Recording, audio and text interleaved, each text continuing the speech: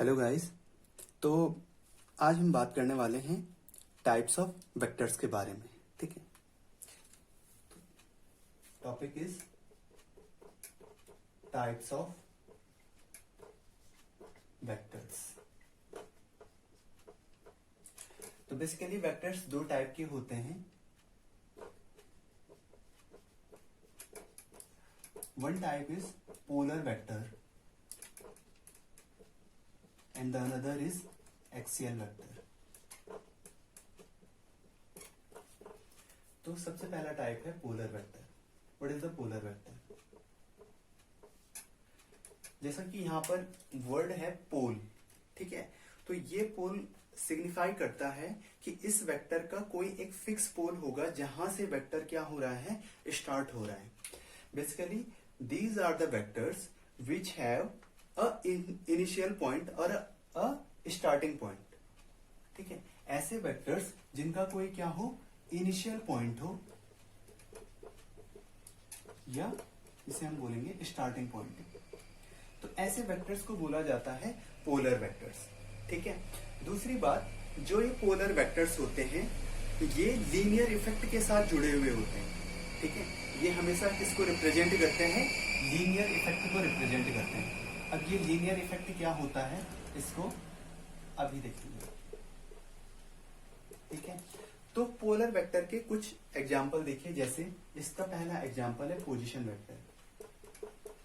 Position vector, जब भी हम किसी पार्टिकल, किसी पर्सन या किसी ऑब्जेक्ट का पोजीशन वेक्टर ड्रॉ करते हैं, जब भी हम किसी पार्टिकल, पर्सन या किसी ऑब्जेक्ट का पोजीशन वेक्टर ड्रॉ करते हैं, तो उस पोजीशन वेक्टर को ड्रॉ करने के लिए हमेशा एक रेफरेंस पॉइंट लिया जाता है और रेफरेंस पॉइंट से हमेशा क्या किया जाता है, पोजीशन वेक्टर को ड्रॉ किया जाता है। मतलब अगर सपोज करो मेरे पास ये कोई एक्स वाई एक्सिस है, ठीक है, और इस एक्स वाई एक्सिस में ये कोई पॉइंट पी है और ये हमारा ओरिजिन है। तो जब मैं पॉइंट पी का पोजीशन वेक्टर ड्रॉ करता हूं तो हमेशा उसके लिए पोजीशन वेक्टर कहां से ड्रॉ किया जाता है, ओरिजिन से ड्रॉ किया जाता है। ठीक है, तो हम इसको लिखते हैं ओपी वेक्टर। तो इसका स्टार्टिंग पॉइंट क्या है, ओ है, जो कि ओरिजिन है। ठीक है, तो पोजीशन वेक्टर कैसा वेक्टर हो गया, पोलर वेक्टर हो गया। अब ध्यान से देखो, ये वेक्टर क्या है, एक लीनियर इफेक्ट को रिप्रेजेंट कर रहा है। ठीक है, एक लाइन को रिप्रेजेंट कर रहा है और लाइन के अक्रॉस इसका मैग्नीट्यूड है या लाइन के अक्रॉस हम क्या कह सकते हैं, इसका इफेक्ट है। तो इस टाइप का जो वेक्टर है, जो पोजीशन वेक्टर है, इसको हम क्या बोलेंगे, पोलर वेक्टर बोलेंगे। दूसरा एग्जांपल देखिए इसका, जैसे वेलोसिटी। तो velocity is another example of the polar vector. Velocity में क्या होता है, बेसिकली जब हम किसी पार्टिकल की वेलोसिटी को डिफाइन करते हैं तो हम किसी पर्टिकुलर पॉइंट पे डिफाइन करते हैं। ठीक है, कहां डिफाइन करते हैं, किसी पर्टिकुलर पॉइंट पे डिफाइन करते हैं। तो अगर कोई पार्टिकल किसी पर्टिकुलर पॉइंट पी पे है मानो, और पी पर उस पॉइंट पार्टिकल की जो वेलोसिटी है, मान लो कि वो 5 मीटर पर सेकेंड है, वो क्या है, 5 मीटर पर सेकेंड है। तो उस पर्टिकुलर पॉइंट पर जो उसकी वेलोसिटी वेक्टर होगा उसको इस तरीके से रिप्रेजेंट किया जाएगा, 5 मीटर पर सेकेंड। यानी कि उस पॉइंट पर से वेलोसिटी कितनी हुई है, 5 मीटर पर सेकेंड हुई है। तो इस वाले वेलोसिटी वेक्टर का जो स्टार्टिंग पॉइंट है वो क्या हो गया, पॉइंट पी हो गया, जिस पॉइंट पर से वेलोसिटी क्या हुई है, 5 मीटर पर सेकेंड हुई है। तो velocity is a polar vector. Third example is the force. Force, ठीक है, जब हम किसी पर्टिकुलर ऑब्जेक्ट पे फोर्स अप्लाई करते हैं तो हम किसी पर्टिकुलर पॉइंट पे फोर्स अप्लाई करते हैं। It means there is a fix point of application of force. हम क्या करते हैं, किसी पर्टिकुलर पॉइंट पे फोर्स अप्लाई करते हैं। तो मान लो ये कोई ऑब्जेक्ट है और इस ऑब्जेक्ट के इस पॉइंट पे, मान लो ये पॉइंट ए है, और इस पॉइंट ए पे मैं ऐसे में फोर्स अप्लाई करता हूं, तो ये वाला जो पॉइंट ए है ये क्या हो जाएगा, point of application of the force हो जाएगा। तो इस कंडीशन में फोर्स के वेक्टर को किस तरीके से रिप्रेजेंट किया जाएगा, मान लो ये वेक्टर ए है जहां पर हम फोर्स को अप्लाई कर रहे हैं, और मान लो कि हमने इधर के लिए क्या किया, 10 न्यूटन का फोर्स अप्लाई किया, इस पॉइंट पर हमने 10 न्यूटन का फोर्स अप्लाई किया। तो इस तरीके से इसका वेक्टर रिप्रेजेंटेशन होगा। ठीक है, तो इस वेक्टर के लिए जो स्टार्टिंग पॉइंट है वो कौन सा है आपका, ए है, ठीक है। तो हम क्या कहेंगे कि force is a polar vector having a initial point A. अब ध्यान से देखो, जब भी हम वेलोसिटी की बात करते हैं तो वेलोसिटी इस पॉइंट पर एक लाइन के अक्रॉस है, एक लाइन के अलोंग है, या इस पॉइंट पर जो फोर्स लग रहा है वो किसी लाइन के अलोंग लग रहा है।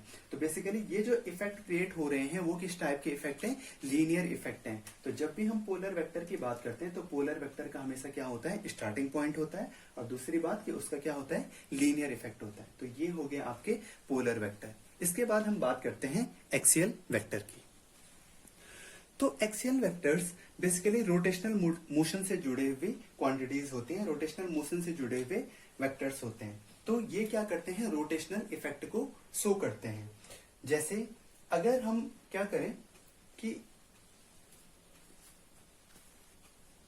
तो अगर कोई बॉडी किसी पर्टिकुलर एक्सिस के अबाउट रोटेशन करती है तो उस रोटेशन से जुड़े हुए जितने भी वेक्टर्स क्वांटिटीज होती हैं उनको हम क्या बोलते हैं, एक्सियल वेक्टर बोलते हैं। और उन सारे के सारी एक्सियल वेक्टर्स की जो डायरेक्शन ली जाती है वो क्या ली जाती है, about the axis of rotation ली जाती है। तो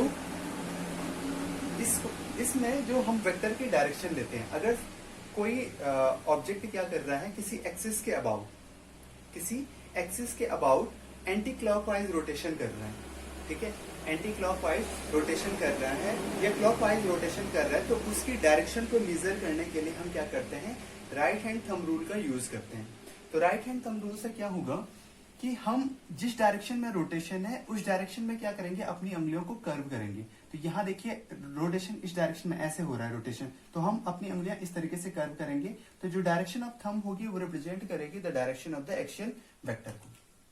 तो ये वाला, इस वाले केस में क्या हो जाएगी, डायरेक्शन हो जाएगी किसकी, एक्सियल वेक्टर की। अगर कोई वेक्टर कोई ऑब्जेक्ट क्या कर रहा है, क्लॉकवाइज रोटेशन कर रहा है, तो क्लॉकवाइज रोटेशन कर रहा है यानी कि ऐसे बाहर के लिए इस तरीके से रोटेशन कर रहा है, ठीक है, इस तरीके से रोटेशन कर रहा है। तो इस तरीके से रोटेशन करने पे जब हम अपनी उंगलियों को कर्व करते हैं तो हमारा जो थंब है वो कहाँ के लिए डायरेक्शन शो कर रहा है, नीचे के लिए डाउनवर्ड डायरेक्शन को शो कर रहा है। यानी कि इस एक्सियल वेक्टर की जो डायरेक्शन होगी वो कहाँ के लिए होगी, नीचे के लिए होगी, डाउनवर्ड डायरेक्शन होगी। तो इस तरीके से क्या होते हैं, हम एक्सियल वेक्टर को देखते हैं। तो एक्सियल वेक्टर्स, पहली बात, एक्सियल वेक्टर में कोई इनिशियल पॉइंट नहीं होता है, नो इनिशियल पॉइंट। ये किसको रिप्रेजेंट करते हैं, रोटेशनल इफेक्ट को, रोटेशनल इफेक्ट को रिप्रेजेंट करते हैं। और जो डायरेक्शन होती है एक्सियल वेक्टर की वो कहां होती है, अलोंग द एक्सिस होती है, along the axis of rotation होती है। इसके बाद जब हम रोटेशन की बात करते हैं कि रोटेशन क्लॉकवाइज है या एंटी क्लॉकवाइज है, तो एक्सिस की डायरेक्शन को रिप्रेजेंट करने के लिए हम किसका यूज करते हैं, राइट हैंड थंब रूल का यूज करते हैं। तो राइट हैंड थंब रूल कहता है कि हम क्या करें, जो हमारी डायरेक्शन ऑफ रोटेशन है उसके अलोंग अपने राइट हैंड की जो फिंगर्स हैं उनको कर्व करें। तो जो थंब का डायरेक्शन है वो क्या रिप्रेजेंट करेगा, द डायरेक्शन ऑफ एक्सिस को रिप्रेजेंट करेगा। तो डायरेक्शन को रिप्रेजेंट करने के लिए हम किसका यूज करते हैं, राइट हैंड थंब रूल का यूज करते हैं,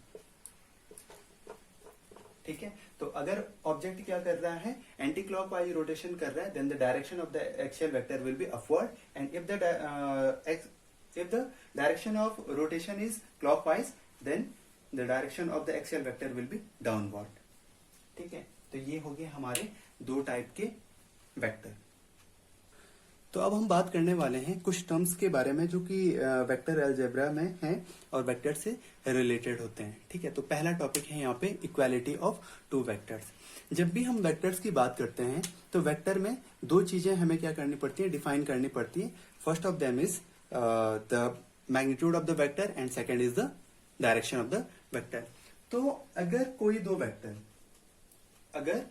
दो वेक्टर इस तरीके से हैं कि उनका जो मैग्नीट्यूड है वो इक्वल है, ठीक है, मैग्नीट्यूड क्या है, इक्वल है first, and they have the same direction, उनका डायरेक्शन क्या है, सेम है, then those vectors are called the equal vectors। उनको हम क्या बोलेंगे, इक्वल वेक्टर कहेंगे। क्या क्या कंडीशन होनी चाहिए? मैग्नीट्यूड इक्वल होना चाहिए और उनकी डायरेक्शन सेम होनी चाहिए। मान लो कि हमारे पास कोई वेक्टर ए है, ठीक है, इस तरीके से। ये क्या है? आपका वेक्टर ए है और हमें क्या करना है, एक वेक्टर हमारे पास यहाँ पे गिवन है, this is a vector b. अब इन दोनों वेक्टर को देखने पे हमें पता चल जाता है कि इस वाले का जो लेंथ है इस वाले के कंपैरिजन में क्या है? छोटा है। इससे पहले वाले वीडियो में हमने बात की थी कि जो वेक्टर का लेंथ होता है वो रिप्रेजेंट करता है उसके मैग्नीट्यूड को। तो जिसका लेंथ ज्यादा होगा उसका मैग्नीट्यूड क्या होगा? ऑब्वियसली ज्यादा होगी। ऑल्दो इस केस में दोनों वेक्टर की डायरेक्शन क्या है? सेम है, बट डिफरेंस है कहाँ? इनकी लेंथ में, यानी कि इनके मैग्नीट्यूड में डिफरेंस है। तो यहाँ पे क्या है? सेम डायरेक्शन है and different magnitude. Due to difference in their magnitude these can not be the equal vector, क्योंकि इक्वल वेक्टर की कंडीशन क्या है कि उनके मैग्नीट्यूड सेम होनी चाहिए और उनकी डायरेक्शन सेम होनी चाहिए। अब मान लो कि हमारे पास दो वेक्टर हैं, फिर से एक वेक्टर है ए वेक्टर, ठीक है, और दूसरा वेक्टर क्या है? इस तरीके से है बी वेक्टर, ठीक है। दूसरा वेक्टर इस तरीके से है बी वेक्टर। कुछ इस तरीके से कि अगर मैं कहूं कि जो मैग्नीट्यूड है ए वेक्टर का वो इक्वल है मैग्नीट्यूड ऑफ बी वेक्टर के, तो इस कंडीशन में ऑल्दो इन दोनों का मैग्नीट्यूड सेम है बट डायरेक्शन क्या होगी? दोनों की डिफरेंट होगी, अलग अलग होगी है, ठीक है। तो इस केस में ये दोनों वेक्टर क्या होंगे? से इक्वल वेक्टर नहीं कहे जाएंगे, ठीक है। ये बेसिकली किसको रिप्रेजेंट कर रहे हैं? अनइक्वल वेक्टर को रिप्रेजेंट कर रहे हैं। तो same magnitude but different direction होने की वजह से। अब यहां पे एक एग्जांपल और लेते हैं इसी तरीके का। मान लो ये कोई वेक्टर है ए वेक्टर और ये कोई वेक्टर है बी वेक्टर, ठीक है। तो ये वाला एग्जांपल भी वही हो गया कि अगर हम ऐसा माने कि magnitude of vector a is equal to magnitude of vector b, लेकिन इस वाले केस में अगर ये मैग्नीट्यूड सेम हो भी जाए तो इनकी डायरेक्शन तो क्या है? अपोजिट है, यानी कि डायरेक्शन सेम नहीं है। तो ये वेक्टर भी क्या नहीं कहे जाएंगे? इक्वल वेक्टर भी नहीं कहे जाएंगे। तो इक्वल वेक्टर के लिए क्या कंडीशन होनी चाहिए? दोनों वेक्टर सेम डायरेक्शन में होने चाहिए। मान लो ये कोई वेक्टर है ए वेक्टर और ये कोई वेक्टर है बी वेक्टर। अब इस केस में हम कह सकते हैं क्योंकि दोनों वेक्टर की जो लेंथ है वो क्या है? सेम है और दोनों का जो डायरेक्शन है वो भी क्या है? सेम है। तो हम कहेंगे कि vector a is equal to vector b. तो ये वाली कंडीशन होगी हमारी किसकी? इक्वालिटी ऑफ टू वेक्टर्स की। Now the next topic is fixed और लोकलाइज्ड वेक्टर। बेसिकली जब हमने पोलर वेक्टर पढ़ा था तो पोलर वेक्टर में हमने बोला था कि पोलर वेक्टर वो वेक्टर होते हैं जिनका कोई स्टार्टिंग पॉइंट होता है या कोई इनिशियल पॉइंट होता है, ठीक है। तो यहाँ पर पोलर वेक्टर के दो टाइप होंगे, एक आएगा आपके पास फिक्स्ड वेक्टर या लोकलाइज्ड वेक्टर और दूसरा आएगा फ्री वेक्टर। तो इन दोनों में क्या डिफरेंस है? देखिए, फिक्स्ड वेक्टर वो वेक्टर होते हैं जिनका जो स्टार्टिंग पॉइंट होता है वो हमेशा फिक्स होता है, ठीक है, हैव फिक्स स्टार्टिंग पॉइंट और initial point. Such type of vectors are called localized vector और फिक्स्ड वेक्टर। जैसे अगर मैं बात करूं पोजीशन वेक्टर की, पोजीशन वेक्टर, तो पोजीशन वेक्टर में क्या होता है? जब भी हम किसी पार्टिकल का, ठीक है, जब भी हम किसी पार्टिकल का क्या करते हैं? पोजीशन वेक्टर ड्रॉ करते हैं, तो हमेशा वो किसके रिस्पेक्ट में ड्रॉ किया जाता है? रेफरेंस पॉइंट के रिस्पेक्ट में ड्रॉ किया जाता है, रेफरेंस पॉइंट से ड्रॉ किया जाता है। तो इसका स्टार्टिंग पॉइंट क्या हो गया? ओरिजिन हो गया। अब सपोज करो कि ये पार्टिकल इस वाली पोजीशन पे चले जाता है, पी डैश पोजीशन पे चले जाता है, तो फिर से जब भी मैं इसका दोबारा पोजीशन वेक्टर ड्रॉ करूंगा तो वो हमेशा कहां से ड्रॉ किया जाएगा? ओरिजिन से ही ड्रॉ किया जाएगा दोबारा भी, ठीक है। तो इसका मतलब क्या है कि हर कंडीशन में पोजीशन वेक्टर का स्टार्टिंग पॉइंट कहां से है? ओरिजिन से है। तो this type of vector is called the fixed vector और लोकलाइज्ड वेक्टर। लेकिन यहां पर एक दूसरे टाइप का वेक्टर आता है जिसे कहते हैं हम free vector. Free vector, free vectors are those vectors which have no fixed point, no fixed starting point, ठीक है, जिनका स्टार्टिंग पॉइंट क्या नहीं होता है, फिक्स नहीं होता है। मान लो अगर मैं किसी पार्टिकल की वेलोसिटी की बात करूं, ठीक है, तो किसी पर्टिकुलर पॉइंट ए पे इसकी वेलोसिटी थी 5 मीटर पर सेकेंड, ठीक है, और इस डायरेक्शन में थी 5 मीटर पर सेकेंड। कुछ टाइम के बाद मान लो कि इसकी वेलोसिटी क्या हो जाती है, 10 मीटर पर सेकेंड हो जाती है। तो ये पॉइंट बी है 10 मीटर पर सेकेंड, ठीक है। तो इस टाइम पर, ठीक है, इस टाइम पर जब मैंने वेलोसिटी को मेजर किया, पहली बार में मैंने वेलोसिटी को मेजर किया इस वाले पॉइंट के रिस्पेक्ट में, यानी कि इसके लिए पॉइंट ऑफ रेफरेंस क्या था, ये वाला पॉइंट था, इसका स्टार्टिंग पॉइंट ये वाला पॉइंट था। लेकिन इस वाली वेलोसिटी वेक्टर के लिए स्टार्टिंग पॉइंट क्या हो गया, पॉइंट बी हो गया। यानी वेलोसिटी के लिए क्या होते हैं, स्टार्टिंग पॉइंट चेंज होते रहते हैं, ठीक है, उनका इनिशियल जो पॉइंट है वो क्या है, फ्री है। तो इस टाइप के वेक्टर क्या कहलाते हैं, आपके फ्री वेक्टर कहलाते हैं, ठीक है। तो ये हो गया हमारा फ्री वेक्टर। इसके बाद नेक्स्ट टाइप है the collinear vectors, collinear vectors.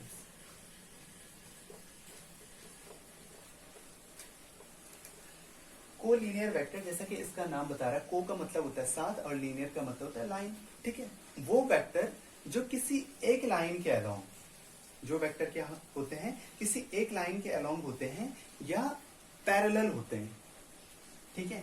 मान लो अगर मैं कहूं कि ये एक वेक्टर है पी वेक्टर और ये कोई वेक्टर है क्यू वेक्टर, ठीक है, तो ये दोनों वेक्टर क्या हैं, एक दूसरे के पैरेलल हैं, तो हम इन दोनों वेक्टर को बोलेंगे कि these are the collinear vector. या इसी तरीके से मैं एक वेक्टर यहां पे ड्रॉ करूं, आर वेक्टर, तो इन दोनों की जो डायरेक्शन है वो क्या है, सेम डायरेक्शन है, तो हम कहेंगे कि p and r are the collinear vector.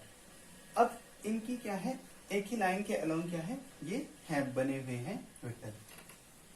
अब कोलिनियर वेक्टर में भी हो सकता है कि एक वेक्टर की डायरेक्शन इस तरफ के लिए हो और दूसरे वेक्टर की डायरेक्शन क्या हो, इस तरफ के लिए, ठीक है। तो इस टाइप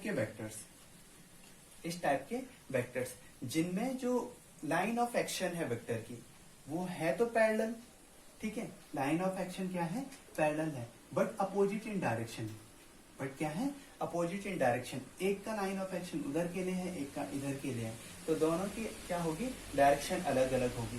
तो इस टाइप के जो वेक्टर्स होते हैं, इस टाइप के जो कोलिनियर वेक्टर होते हैं, इनको बोला जाता है अनलाइक वेक्टर्स, अनलाइक वेक्टर्स। और अगर दो वेक्टर सेम डायरेक्शन में हैं, दो वेक्टर क्या है, सेम डायरेक्शन में, तो इस टाइप के कोलिनियर वेक्टर जो होंगे उनको कहा जाएगा these are the like vectors, these are the like vectors, ठीक है। तो ये हो गए हमारे collinear vector. Now the next topic is the negative of a vector. तो नेगेटिव ऑफ अ वेक्टर का क्या मतलब है, नेगेटिव ऑफ अ वेक्टर। मान लो ये कोई वेक्टर है ए, ठीक है, ये कोई वेक्टर है ए।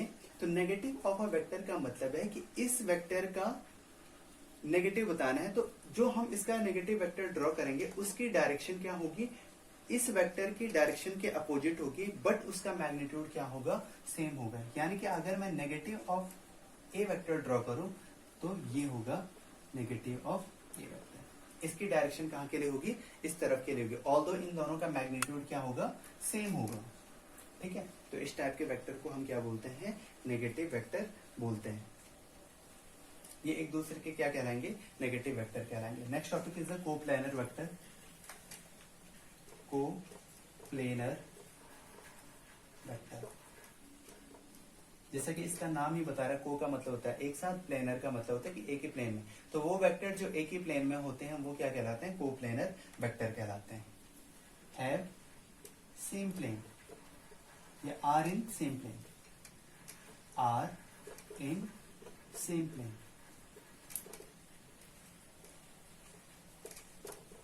Are in same plane. तो मान लो ये एक्स एक्सिस है, ये वाई एक्सिस है, ये कोई पर्सन P1 है, ये कोई पर्सन P2 है, ठीक है। और मैं एक्स वाई एक्सिस में क्या करता हूँ, इनके पोजीशन वेक्टर को ड्रॉ करता हूँ, ठीक है। ये O है, तो ये हो गया आपका OP1। तो मान लो मैं इसको बोल रहा हूँ कि R1 वेक्टर और ये है आपका R2 vector, because R1 vector and R2 vector are lying in the XY plane. ये XY प्लेन में लाई कर रहे हैं दोनों के दोनों वेक्टर, तो हम इन दोनों वेक्टर को क्या बोलेंगे, कोप्लेनर वेक्टर बोलेंगे। नेक्स्ट टॉपिक इज द को इनिशियल वेक्टर। को इनिशियल वेक्टर, को इनिशियल वेक्टर का मतलब है कि वो वेक्टर्स जिनका स्टार्टिंग पॉइंट क्या है, सेम है, जिनका स्टार्टिंग पॉइंट क्या है, सेम है, उस टाइप के वेक्टर को हम क्या बोलेंगे, को इनिशियल वेक्टर बोलेंगे। Same starting point, same starting point, ये सेम इनिशियल पॉइंट बोल सकते हैं, ठीक है। मान लो हमारे पास कोई पॉइंट है P, और इस पॉइंट P पर क्या होता है, अलग अलग डायरेक्शन में फोर्सेस अप्लाई किए जाते हैं, अलग अलग डायरेक्शन में फोर्सेस अप्लाई किए जाते हैं। मान लो इस डायरेक्शन में हमने 5 न्यूटन का फोर्स अप्लाई किया, इस डायरेक्शन में हमने क्या किया, 10 न्यूटन का फोर्स अप्लाई किया, और इस डायरेक्शन में हमने 15 न्यूटन का फोर्स अप्लाई किया।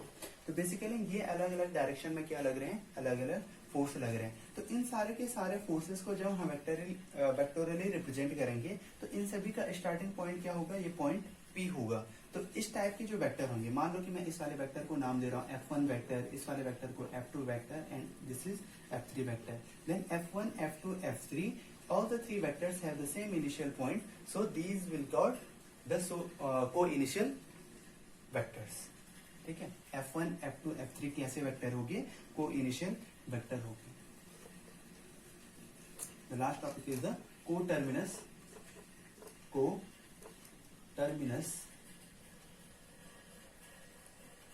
वेक्टर।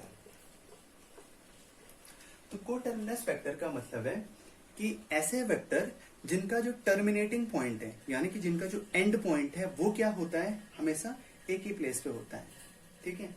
अगर बहुत सारे वेक्टर हो, मान लो ये पॉइंट M है, और इस पॉइंट M पे आके बहुत सारे वेक्टर क्या हो रहे हैं, मीटअप हो रहे हैं इस तरीके से, उनका एरो क्या आ रहा है, इस वाले पॉइंट पे आ रहा है, ठीक है।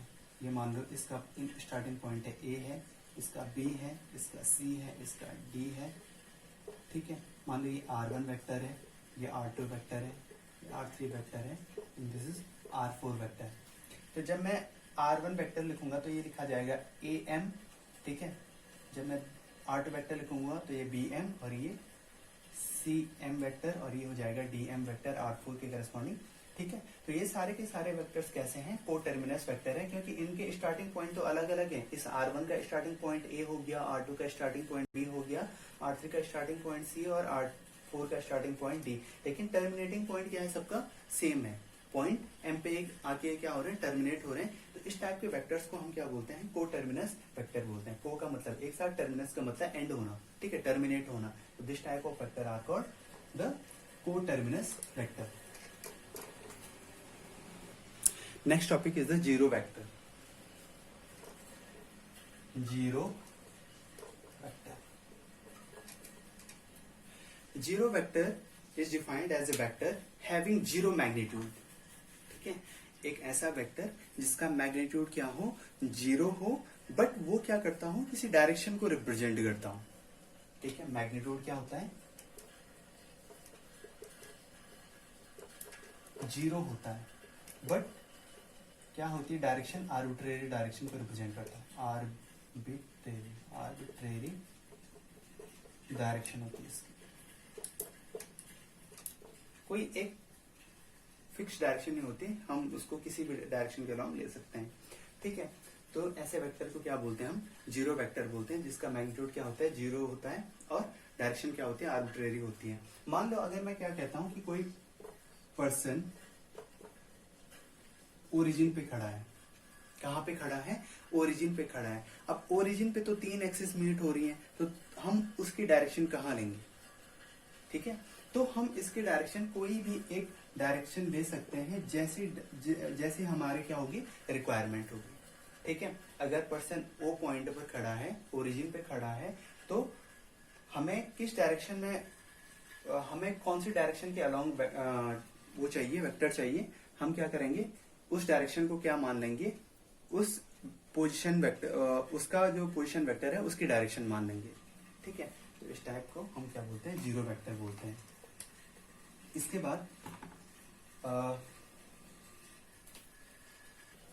टॉपिक है multiplication of a vector by scalar, कि किस तरीके से एक वेक्टर और एक स्केलर मल्टीप्लाई होता है। मान लो हमारे पास कोई वेक्टर क्वांटिटी है ए वेक्टर, ठीक है, और हमारे पास कोई स्केलर क्वांटिटी है एन। ठीक है, वेक्टर में तो मैग्नीट्यूड भी होगा, डायरेक्शन भी होगा, और इसमें केवल क्या होगा, इसमें केवल होगा मैग्नीट्यूड। ठीक है, तो जब हम ए वेक्टर और एन को मल्टीप्लाई करते हैं तो इनके प्रोडक्ट को लिखा जा सकता है ए वेक्टर एन या एन ए वेक्टर।